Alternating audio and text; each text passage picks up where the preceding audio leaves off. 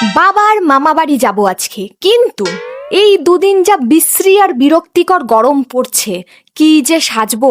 চুল বাঁধতে গিয়েই গরমে আমার নাজেহাল অবস্থা। ফার্স্টে একভাবে বাঁধলাম, সেটা তো আমার ভালো লাগলো না, তাই খুলে আবার বেনুনিই করে নিলাম। এটা ছাড়া সেরকম কিছু আর আমি পারিও না। টোটো চলে এসেছে আমাদের, তো ঝটপট উঠে পড়লাম। আর এটা হচ্ছে আমাদের কিউট প্যাসেঞ্জার। ইনি হচ্ছে একজন ক্যামেরা ফ্রেন্ডলি বাচ্চা। নিজের মুখটা দেখতে পেলেই ও ভীষণ আনন্দ পায়। পৌঁছে গেছি গন্তব্যস্থলে। এসেই সবাই সবার হালচাল জিজ্ঞাসা করছে, কারণ বহুদিন পরে যাওয়া হলো ওখানে। খাওয়া দাওয়া করে এবার বাড়ির পথে। আর এই সময় আকাশটা এত সুন্দর লাগছিল কি বলবো।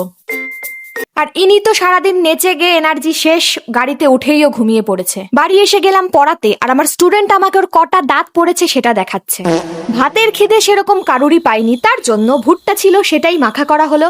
এতেই একদম রাতের ডিনার কমপ্লিট। সবার এটা খেয়েই পেট ভরে গেল। আর এটা ভীষণ টেস্টিও হয়। আগে একদিন আমার বোন বানিয়েছিল এটা।